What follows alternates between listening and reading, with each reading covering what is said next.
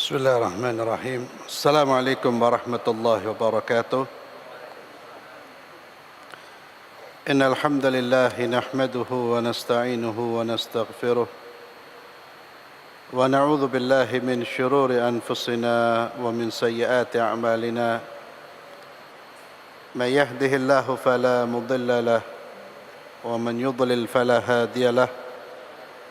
Wa asyhadu an la ilaha illallah وحده لا شريك له وأشهد أن محمدا عبده ورسوله لا نبي بعده وبعد إخواني وأخواتي في الله أعزنا الله وإياكم. Setelah kita membahas tentang definisi iman dan konsep iman menurut ahli sunnah wal jamaah, bahwasanya iman adalah keyakinan, perkataan dan perbuatan. Artinya iman harus terdiri dari keyakinan dan ucapan lisan serta perbuatan anggota badan. Dan kita juga telah mempelajari bahwa iman itu bisa bertambah dan berkurang. Yazidu bit-ta'ah wa yanqus bil ma'siyah. Iman bisa bertambah dengan ketaatan dan berkurang dengan kemaksiatan. maka iman seorang hamba itu bisa naik, bisa turun, bisa menguat, bisa melemah, bahkan bisa lenyap. Dan ketaatan yang bisa menambah iman, ketaatan hati, ketaatan lisan, dan ketaatan anggota tubuh. Ketaatan hati itu seperti ikhlas, mahabbah, cinta kepada Allah, itu termasuk ketaatan yang bersifat qalbiyah. Demikian pula ketaatan yang bisa menambah iman kita adalah ketaatan lisan, seperti berzikir, mengingat Allah, membaca Al-Quran, beramar ma'ruf nahi mungkar, menyampaikan kebenaran, memberikan nasihat, mengucapkan kata-kata yang baik. Itu semua ketaatan lisan. Dan yang bisa menambah iman kita adalah ketaatan anggota tubuh kita, yakni dengan melaksanakan ibadah yang melibatkan seluruh anggota tubuh kita, seperti salat, ya, melibatkan seluruh gerakan anggota tubuh kita. Intinya ketaatan kepada Allah itu akan meningkatkan keimanan. Demikian pula sebaliknya, perbuatan maksiat akan melemahkan dan mengurangi keimanan kita. Dan maksiat itu bisa maksiat hati, bisa juga maksiat yang bersumber dari lisan kita, dan juga maksiat dari anggota tubuh kita. Ya. Maksiat hati seperti tidak ridha terhadap ketentuan Allah, itu maksiat. Ya, itu bersifat qalbiyah. Termasuk maksiat hati, hasad, dengki. Ya, itu maksiat. Namun tempatnya di dalam hati. Walaupun orang yang hasad itu nanti akan memperlihatkan hasadnya dengan lisan maupun perbuatannya. Maksiat lisan mengucapkan kata-kata yang tidak baik, seperti celaan, menghina, merendahkan, melecehkan, atau mempermainkan agama, ucapan-ucapan yang itu bertentangan dengan ajaran Islam. Ya. Termasuk maksiat lisan apa? Ghibah, menggunjing. Ghibah, menggunjing, atau bahasa kita ngerasani, ya, membicarakan aib orang lain yang tidak ada bersama dengan kita. Itu maksiat. Ya. Itu semua bisa mengurangi keimanan kita, bisa melemahkan, dan juga maksiat anggota badan yang lain selain lisan. Ya. Mata melihat apa yang diharamkan oleh Allah, melihat aurat yang diharamkan untuk dilihat, itu maksiat yang akan melemahkan iman kita. Atau telinga kita mendengarkan apa yang diharamkan oleh Allah, dan seterusnya. Maka orang yang ingin keimanannya terjaga, hendaknya dia senantiasa menjaga keimanannya dengan senantiasa menjalankan ketaatan kepada Allah dan menjauhi perbuatan maksiat kepada Allah Subhanahu wa ta'ala.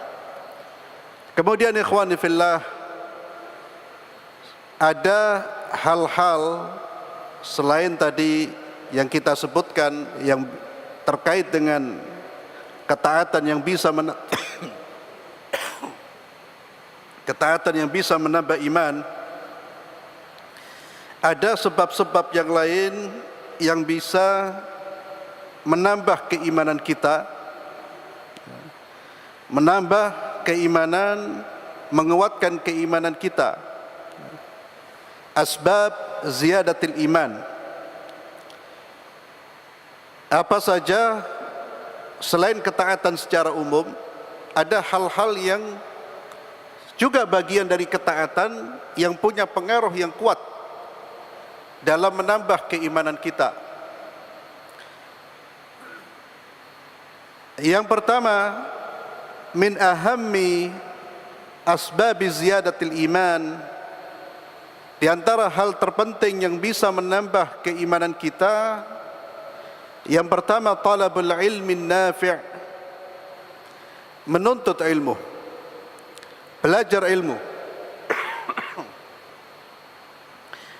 Ilmu yang bersumber dari kitabullah, dari Al-Quran dan juga sunnah Rasulullah sallallahu alaihi wasallam. Ini di antara yang bisa menambah keimanan kita, mempelajari ilmu. Tapi ilmu apa? Ilmu yang bersumber dari Al-Quran dan hadis-hadis Rasulullah sallallahu alaihi wasallam. Adapun ilmu yang tidak bersumber dari Al-Quran dan sunnah, dia tidak bisa merubah keimanan kita, menambah keimanan kita, kecuali jika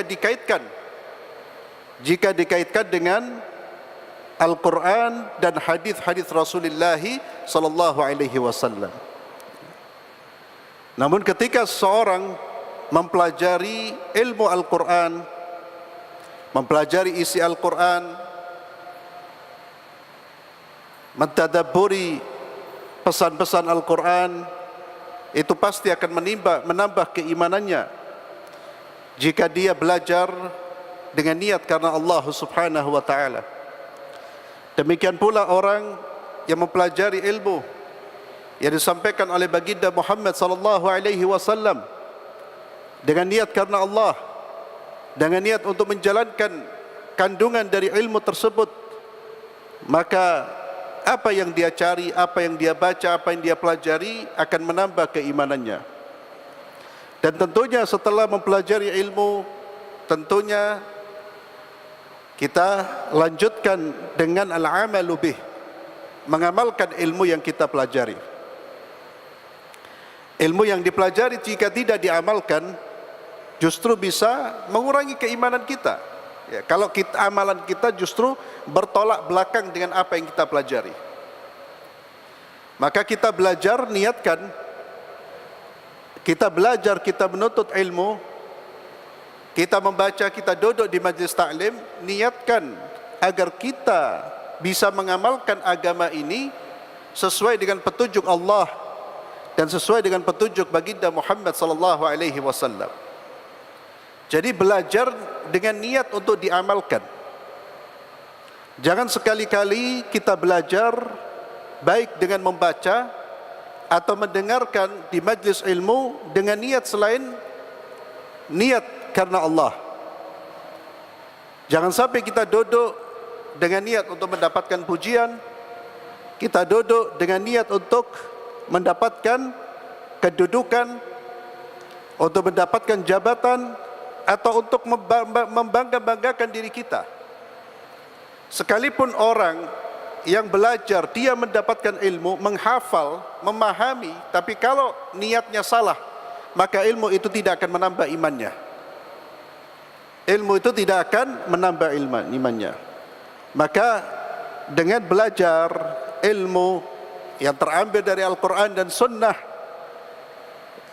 kita akan mendapatkan tambahan kekuatan iman. Dengan catatan kita belajar karena Allah dan sumber ilmu tersebut adalah Al-Quran dan Sunnah. Ada orang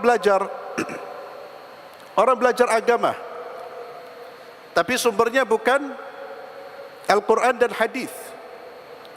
Sumbernya dari filsafat, sumbernya dari ilmu kalam. Maka tidak akan bertambah imannya, justru merusak imannya. Antum bisa dapatkan saudara-saudara kita yang kuliah di Universitas Islam, Fakultas Agama Islam.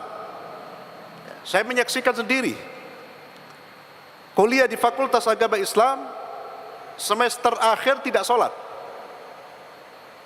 Di Fakultas Agama di Indonesia tentunya, tapi kalau Anda belajar di Madinah, di Mesir, insya Allah tidak seperti itu. Ya. Karena di Fakultas Agama Islam bercampur. Ada ilmu filsafat, ilmu kalam, ilmu akidah itu ilmu kalam. Lebih banyak berdebatannya daripada nas-nas yang difahami dan diimani. Bahkan ilmu kalam itu kita belajar untuk mendebat. Ya. Sehingga kadang-kadang orang belajar agama justru tidak beragama. Tapi tidak semua, ikhwan fillah. Kenapa? Karena dia belajarnya bukan ilmu yang bersumber dari Al-Quran dan Sunnah. Dia belajar ilmu sekalipun diberi nama agama, tapi sumbernya adalah pemikiran-pemikiran filosof yang seringkali bertabrakan dengan prinsip-prinsip dasar yang sudah disepakati di dalam Al-Quran dan Sunnah. Itu banyak contohnya, banyak contohnya. Ya. Orang masuk Fakultas Agama Islam, keluar gak jadi lurus, Pak. Ucapannya ngelantur seperti orang mabuk. Antum tahu orang mabuk itu ngomongnya kan ngelantur. Bahkan prinsip-prinsip Islam itu sudah mau diotak-atik. Dan sekali lagi seperti tadi saya sampaikan, saya ketemu itu. Bukan satu orang yang gak karu-karuan.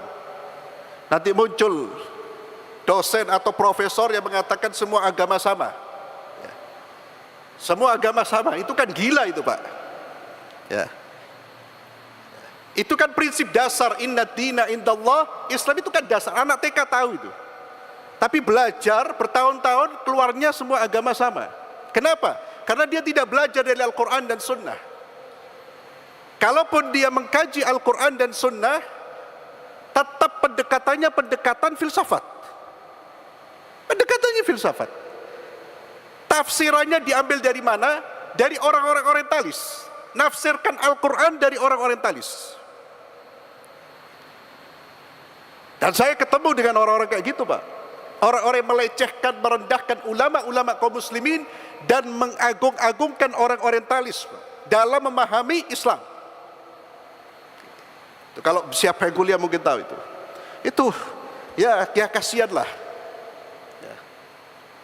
Saya pernah dengar dosen, Pak, merendahkan Ibnu Katsir. Ibnu Katsir itu atau baca tafsirnya, itu pakar tafsir, pakar hadis, pakar sejarah, pakar dengan makna yang sesungguhnya. Sekarang profesor belum tentu pakar, mohon maaf ya. Belum tentu dia pakar. Sekarang belum tentu profesor pakar. Bisa jadi dia profesor, tugasnya dikerjakan oleh orang lain. Jadi jangan melecehkan ulama kaum muslimin dengan gelar-gelar doktor, profesor. Siapa Anda? Merendahkan Ibnu Katsir, melecehkan Ibnu Katsir. Ya. Ini ibaratnya anak TK melecehkan guru besar.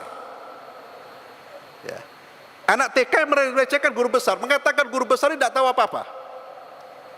Ya kita kan tertawa ini yang anak TK ini, ya Allah sampai dikit, dek, si cilik kok ngomongi guru besar. Ya. Jadi itu mungkin pertanyaan, ada yang bertanya, Ustadz, si fulan itu kok belajar agama Islam kok malah sholat, Ustadz. Di antara penyebabnya dia belajar bukan dari sumber Al-Quran, atau dia berasal dari sumber Al-Quran dan Sunnah, tapi tidak dengan pendekatan yang sudah disepakati ulama ahli sunnah wal jamaah. Maka justru belajar Al-Quran semakin menyimpang. Al-Quran ini juga harus difahami dengan pemahaman ahli sunnah wal jamaah, dengan pemahaman para ulama-ulama yang memang punya otoritas untuk menafsirkan Al-Quran. Kenapa mereka punya otoritas? Karena mereka sudah punya alatnya. Karena setiap ilmu itu ada alat untuk menafsirkannya. Ya, semua ilmu.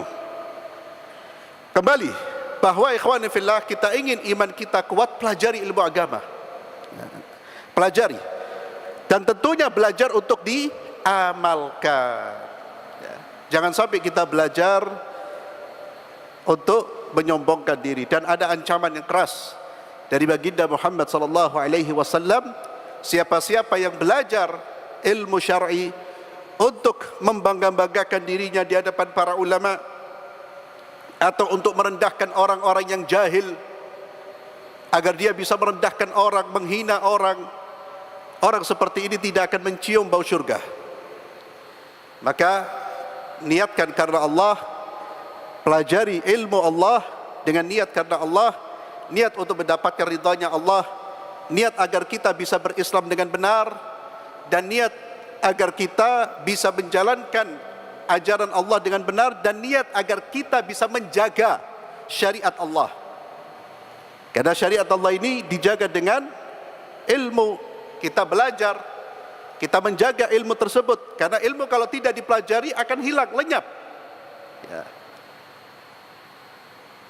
Kalau satu generasi sudah tidak peduli dengan ilmu, maka ilmu ini akan hilang. Generasi berikutnya justru akan tidak mengenal apa-apa.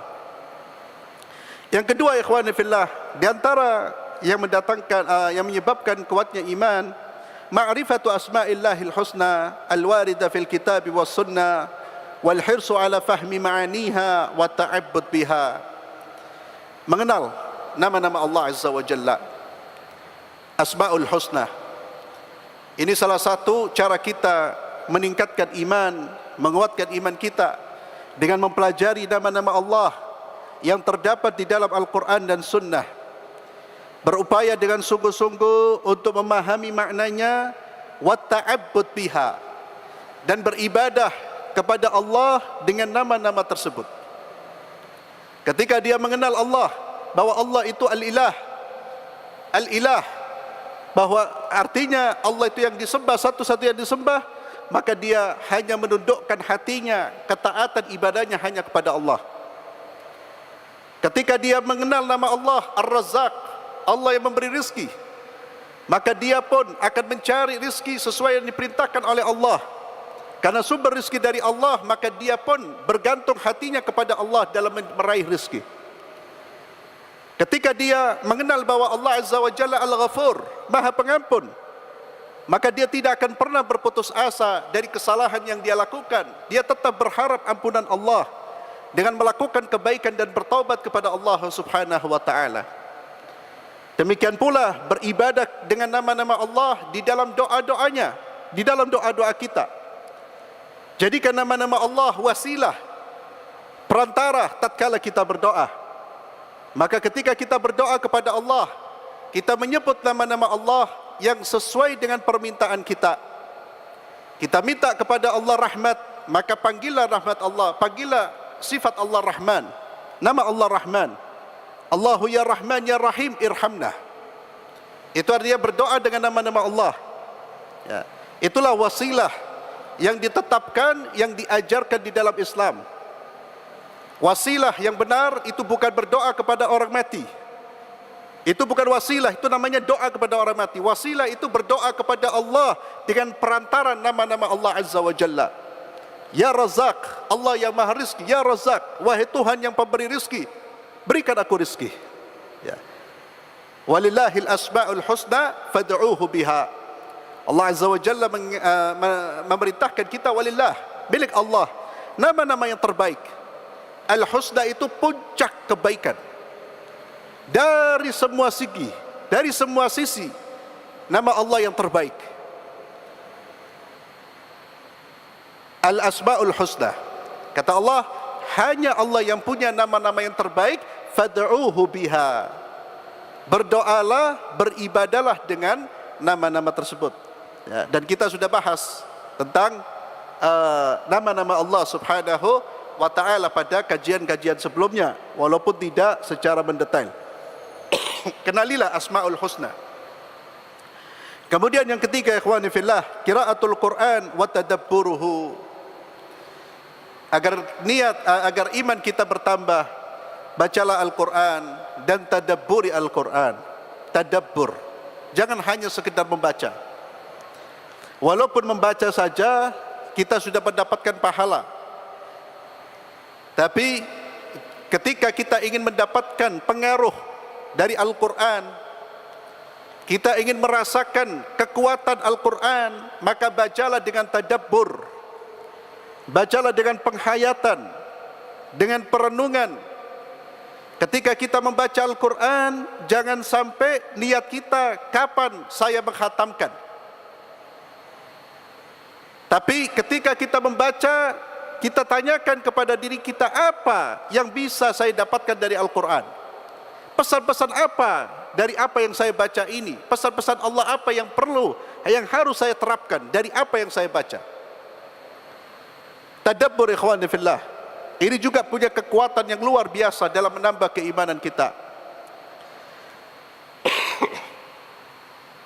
Fahuwa min anfa' dawa'i ziyadatil iman. Ini merupakan pendorong yang paling bermanfaat dalam meningkatkan iman kita.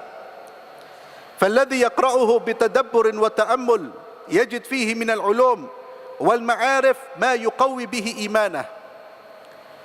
Orang yang membaca Al-Quran dengan tadabbur, dengan penghayatan, dengan perenungan ayat-ayat yang dia baca, dia akan mendapatkan di dalamnya ilmu, pengetahuan yang bisa menguatkan imannya.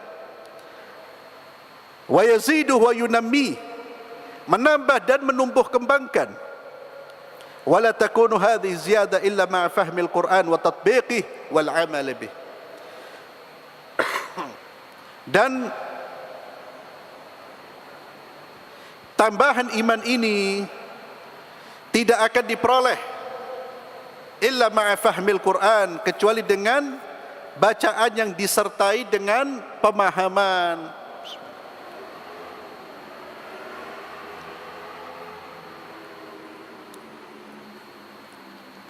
Bacaan yang disertai dengan pemahaman, tatbiq, penerapan, wal amal bihi, dan pengamalan. Ini yang bisa menambah keimanan kita, ikhwan fillah. Ya. Maka kalau kita membaca saja, membaca tidak diamalkan, bisa jadi bacaan kita gak berpengaruh.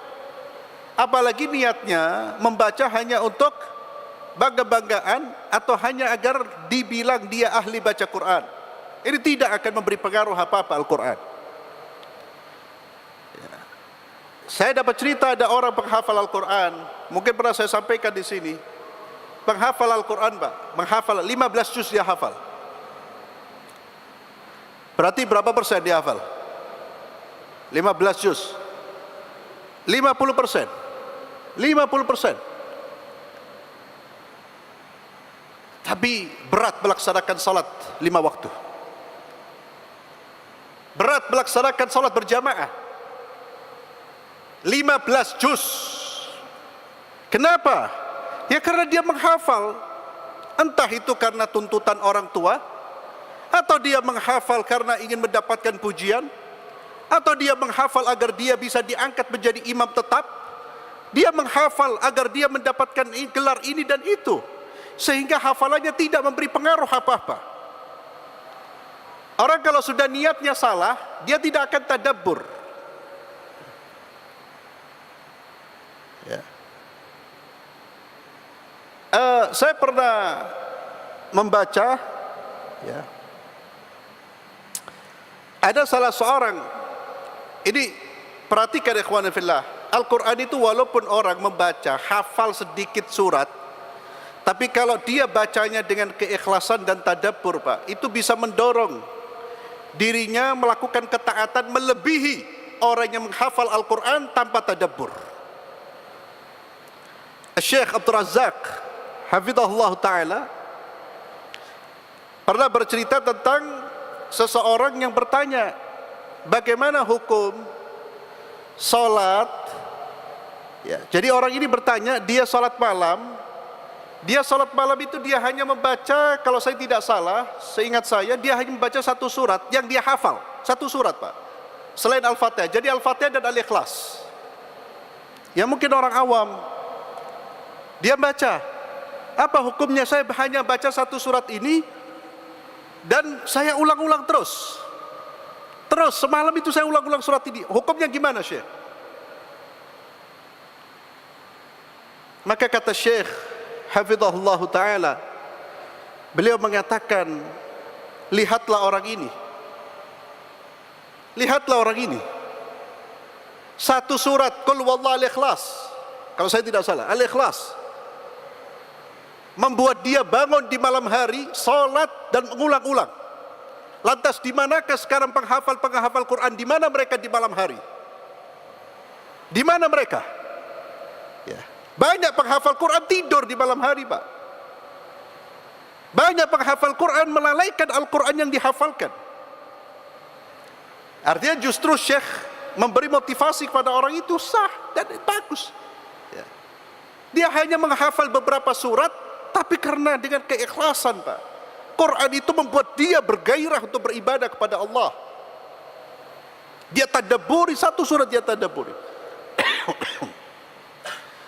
Al-Quran, ikhwani fillah, kita ingin terjaga keimanan kita, berakrab-akrablah dengan Al-Quran.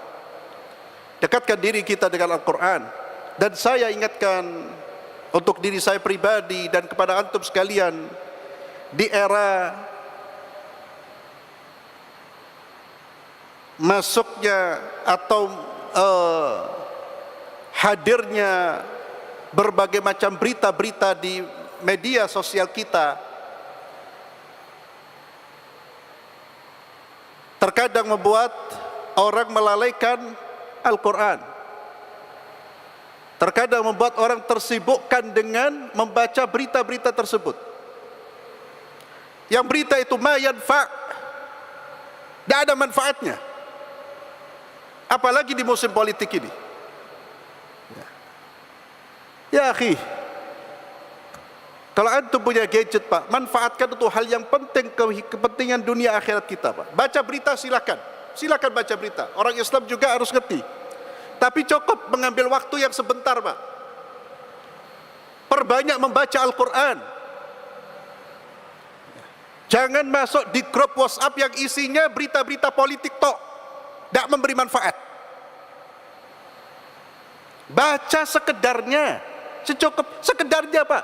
Kalau bisa satu dan dari sumber yang jelas. Setelah itu perbanyak membaca ilmu Al-Quran. Ada orang pada tahu setiap detik kirim informasi berita politik, setiap menit. Lo iki kerjane apa wong iki? Dan manfaat. Sekarang lihat antum lihat ya. Baik itu di tengah-tengah keluarga kita, di masyarakat kita ketika duduk, orang berat lagi apa itu? Kalau lagi santai, Pak. Atau di tengah keluarga kita, bapaknya, oh si fulan kampanye di sana, si fulan kampanye. La haula wala quwata illa billah. Ma sya'nukum ya akhi? Yang merubah kehidupan kita adalah kitab Allah. Interaksi kita dengan Al-Quran. Tidak ada manusia berubah hidup kita, Pak. Dah, sudahlah. Tidak ada manusia yang akan berubah hidup kita itu. Pilih yang baik, na'am. Silakan memilih yang baik dan kita pilih yang baik. Tapi jangan berharap kemudian rubah perubahan hidup itu dari diri kita dulu. Dan itu dimulai dari kesadaran kita untuk senantiasa kembali kepada Al-Quran dan Sunnah. Itu yang menjadi kesibukan kita. Apa berkahnya kehidupan ini? Walaupun dipimpin siapapun, Pak. Kalau masyarakatnya meninggalkan Al-Quran, apa barakahnya? Kalau masyarakatnya meninggalkan majelis ilmu, maksiat di mana-mana, riba di mana-mana, pemutusan hubungan silaturahim di mana-mana, orang saling menjegal, saling mendolimi, kadang-kadang antar jamaah masjid saling riba, menggonjeng. Bagaimana Allah akan memberi pemimpin yang baik? Dari kita, Pak. Sibukkan dengan kebaikan. Isi kepala kita, hati kita dengan iman. Perkaya wawasan terkait dengan syariat Allah dan amalkan. Dakwakan. Allah akan beri perubahan, Pak. Jangan sibuk ke yang lain. Kadang-kadang kita sibuk ke fulan, alan, kita sendiri belum beres. Bahkan keluarga kita sendiri belum beres. Terkadang teriak-teriak zalim, dia adalah manusia paling zalim nomor satu di tengah-tengah masyarakatnya. Terkadang teriak-teriak zalim, dia terzalim di tengah-tengah keluarganya. Terkadang teriak-teriak zalim, dia terzalim di organisasinya. Hakadha man. Kenapa? Dia tidak pernah ngaca. Dengan membaca Al-Quran kita dihadapkan. Oh, ternyata saya belum beres, Pak. Maka ikhwani fillah, sibukkan dengan membaca ilmu yang bermanfaat. Sibukkan dengan diri kita dengan membaca Al-Quran. Perbanyak membaca Al-Quran. Silakan baca berita, tapi sekadarnya. Cukup 1, 2, 3 menit. Selesai. Jangan baca, ya Allah. Ya. Maka lihat kita berkawan dengan siapa. Kemudian yang keempat,